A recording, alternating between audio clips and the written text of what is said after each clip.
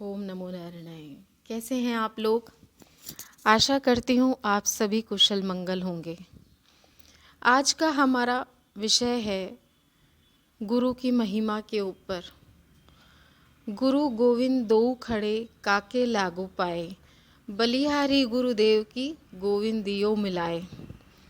जैसा कि हम सभी जानते हैं कि परमात्मा ने अपने आप को अभिव्यक्त करने का सबसे सघन माध्यम जो चुना वो गुरु के रूप में चुना। गुरु जो हमको आध्यात्मिक शिक्षा और संस्कार देता है, गुरु जिसके माध्यम से हम ईश्वर की अपरोक्षानुभूति करते हैं। और वास्तव में गुरु के प्रेम को पाकर ही साधक के जीवन को पूर्णता का अनुभव होता है। उसके पीछे कारण क्या है? उसके पीछे कारण है कि संसार में जितने भी प्रेम का आदान प्रदान करने वाले लोग हैं, उनके अंदर कहीं न कहीं व्यवहार की अपूर्णता दिखती है। कहीं न कहीं लोग हमारे निर्णायक बन जाते हैं, हमें सही गलत का टैग लगा देते हैं और हमें अच्छा या बुरा बताते हैं। निष्प्रह भाव से प्रेम करना, बिना किसी जजमेंट के प्रेम करना और हमारे अंदर सुधार लाना, इस महत् कार्य को केवल दिव्य गुरु ही कर पाते हैं। इसीलिए यहाँ तक कहा गया है कि गुरु और गोविंद यानी भगवान और गुरु साथ में खड़े हों तो किसके पैर छूने चाहिए पहले? तो कहते हैं पहले मैं गुरु के ही चरण स्पर्श करूँगा। क्यों? क्योंकि आज उनके माध्यम से ही मुझे ईश्वर की अपरोक्षानुभूति प्राप्त हुई। गुरु ने ही तो बताया कि भगवान क्या है। गुरु ने ही तो बताया कि तुम्हारे अंदर सामर्थ्य कितनी है। गुरु ने ही तो बताया कि तुम अपनी शक्ति को जागृत करो। स्वामी जी ने सबसे पहले जो स्थापित किया संस्था के रूप में, उसका नाम ही संस्था का यही दिया गया था, चिति जागरण अभियान। चिति जागरण अभियान। तो जिसको उन्होंने अभियान का नाम दिया, जो आपके अंदर शक्ति विराजमान है उसे जानना, जानकर उस पे कार्य करना और उसको विराट बनाना, उसे अभिव्यक्त होने देना, उसका उद्घाटन करना।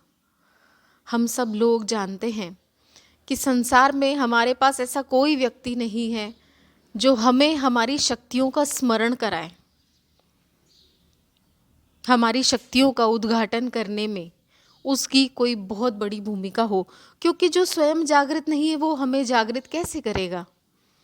पर संत क्या करते हैं? पहले स्वयं साधना करते हैं, पहले स्वयं का जागरण करते हैं और जब साधना करके, तपस्या करके अपने अंदर की शक्ति को जागृत करते हैं तो वो देखते हैं एको हम बहुश्याम द्वितीयो नास्ति, कि भगवान सब जगह है, दूसरा कोई और है ही नहीं। इसकी अनुभूति और इस अनुभूति की दृढ़ता को वो अपने अंदर स्थिर करते हैं और उसके बाद वे निकलते हैं जगत में उन साधकों के लिए जो अपने पूर्व जन्म से ईश्वर की ओर बढ़ रहे हैं और जिन्हें अभी वर्तमान में गुरु की आवश्यकता है। सच्चा गुरु तो ये भी नहीं कहता कि मुझे गुरु मानो, मेरी गुरु की तरह चरण वंदना करो, उसे कोई मतलब नहीं होता। ऐसा आदर्श स्वामी जी ने हमारे सामने रखा। वो केवल एक ही बात कहते थे कि मैं भी साधक हूँ, तुम भी साधक हो, बस मैंने ये जान लिया और तुम्हें ये जनवाना है, तुम्हें ये एहसास कराना है, इस अपरोक्षानुभूति को अनुभूत कराना है। हम सभी साधक हैं, हम सभी मित्र हैं। कितना विलक्षण होता है ऐसा गुरु जो इस बात को इतनी सरलता से कह दे, क्योंकि उन्हें ना तो किसी की पूजा से मतलब था, ना किसी की आराधना से, कि कोई मुझे गुरु मान के पूजा करे, कि कोई मुझे भगवान मान के मेरी आराधना करे। सच्चा गुरु वही होता है जिसे इन चीज़ों से कोई मतलब नहीं होता, जो सरल होता है, सहज होता है, और उसके बाद भी, सरल सहज होने के बाद भी उसमें अपार ज्ञान होता है। और वो ज्ञान बुद्धि का नहीं होता, वो अनुभूति का होता है। ऐसा लगता है जैसे प्रतिपल उसके अंदर से कोई अलौकिक शक्ति प्रकट हो रही हो। क्यों? क्योंकि जब वो बोलता है तो उसकी ज्ञान की शक्ति, उसके विचारों की शक्ति साधक के अंदर सीधे परिवर्तन करती है, सीधे उसके हृदय को छूती है। ये उसका प्रमाण है, ये उसका प्रमाण है। इसीलिए गुरु भक्ति को सबसे ज्यादा प्रथम माना गया है। अध्यात्म का पहला पाठ शुरू ही गुरु से होता है कि गुरु सेवा करो, गुरु की भक्ति करो। जब तक गुरु की भक्ति नहीं करोगे तब तक परिपक्वता नहीं आएगी, क्योंकि गुरु की भक्ति के माध्यम से ही तुम्हारा समर्पण उसके प्रति जगेगा और उसके विचार तुम्हारे जीवन को परिवर्तित करेंगे। जब तुम गुरु से जुड़ोगे ही नहीं तो उसके विचारों को कैसे आत्मसात कर पाओगे? जब तुम सेवा करोगे तो उस सेवा के माध्यम से तुम्हारा एक संबंध बनेगा गुरु की शक्ति से। अन्यथा गुरु को तो इन चीजों की आवश्यकता भी नहीं होती। सच्चे गुरु को कोई सेवा करे, कोई सेवा ना करे, कोई अच्छा बोले, कोई अच्छा ना बोले, इन चीजों से कोई मतलब नहीं होता। वह तो सुखे दुखे समाकृत्वा लाभालाभौ जया जयो, वो सुख दुख, यश अपयश, अच्छा बुरा, इन सब में सम रहता है, क्योंकि जगत की स्तुति और निंदा से वह बहुत ऊपर होता है।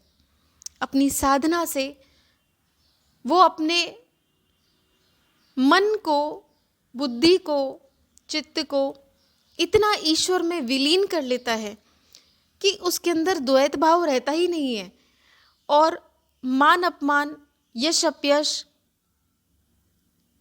इन सब चीजों से उसका हृदय पूरी तरह विरक्त होता है। उसके लिए मान अपमान का कोई मतलब नहीं है। किसके द्वारा किया गया मान, किसके द्वारा किया गया अपमान। इसीलिए अध्यात्म को समझने के लिए गुरु भक्ति का बहुत महत्व है।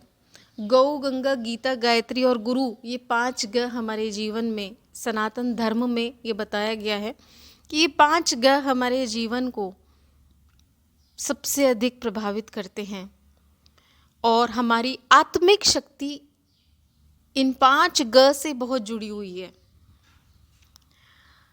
गुरु को विचार से नहीं पकड़ सकते, मात्र विचार से नहीं पकड़ा जा सकता, क्योंकि विचार तो बदल जाते हैं, पर भाव और कृतज्ञता से, सेवा से, एक अंतःकरण की शुद्धि से उनकी शक्ति को समझा जा सकता है और आत्मसात किया जा सकता है। इसीलिए भक्ति का महत्व है, इसीलिए भक्ति का महत्व है।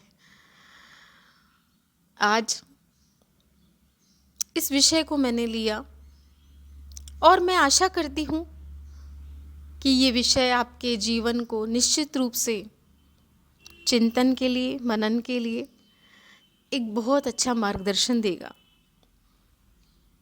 धनभागी हैं वो जिनको गुरु सेवा मिलती है, अन्यथा हमने तो यहाँ तक भी देखा है कि गुरु सेवा भी लेना किसी से पसंद नहीं करते, और उसके लिए बल्कि वो बहुत दृढ़ भाव से मना करते हैं किसी को अपने लिए सेवा करने के लिए, क्योंकि वो किसी को कष्ट भी नहीं देना चाहते और किसी का ऋण भी अपने ऊपर नहीं लेना चाहते। सेवा गुरु की आवश्यकता नहीं होती, सेवा साधक की चित्त शुद्धि का एक साधना होती है, माध्यम होता है। गुरु को इन चीज़ों से मतलब नहीं होता, गुरु इन चीज़ों में ज़्यादा रुचि भी नहीं लेता। ये तो साधक की अपनी प्रगति के लिए, साधक की अपनी चित्त शुद्धि के लिए और गुरु की शक्तियों से अपना संबंध स्थापित करने का एक माध्यम होता है जो साधक को उपलब्ध होता है, सहज। अगर गुरु सहजता से स्वीकार करते हैं कि हाँ, मेरा भगत जो मेरे प्रति श्रद्धा रखता है वो मेरी सेवा करे, पर सच्चे संत तो वो भी लेना पसंद नहीं करते। वो तो कहते हैं कौन भक्त कौन भगवान, सब जगह मेरा ईश्वर ही तो है, मेरे कारण किसी को कष्ट क्यों होना चाहिए, मेरे कारण किसी को कष्ट भी नहीं होना चाहिए। तो आज आपके बीच में ये मैंने विचार रखा, अपनी अनुभूति रखी, और जिस अपरोक्ष अनुभूति को प्राप्त कराने में गुरु का अपार तपस्या सहयोग रहता है, उस गुरु की वंदना पहले करते हैं। गुरु गोविंद दो खड़े काके लागू पाए, बलिहारी गुरुदेव की गोविंद दियो मिलाए। तो सबसे पहले तो मेरा प्रणाम मेरे गुरु को है, जिनके कारण मुझे भगवान मिले, जिनके कारण मुझे भगवान का रास्ता मिला, जिनके कारण मुझे भगवान को प्राप्त करने की साधना प्राप्त हुई, और आज उनके कारण ही मैं उस विषय को समझ पाई और उसको मैं जी पा रही हूँ। ऐसी भावना अपने मन में रख के गुरु का स्मरण जब आप करते हैं तो उनकी पारलौकिक शक्तियाँ भी आपकी मदद करती हैं। इसी विषय के साथ मैं अपनी वाणी को विराम देती हूँ, आपके अंदर के ईश्वर को प्रणाम करती हूँ। कल फिर हम एक और विषय के साथ मिलेंगे। आपको बहुत बहुत प्रणाम, आपका हार्दिक अभिनंदन इस विषय को सुनने के लिए, और आपसे अब मैं विदा चाहती हूँ, अपनी वाणी को विराम देती हूँ। ओम नमः शिवाय, ओम नमो नारायणाय।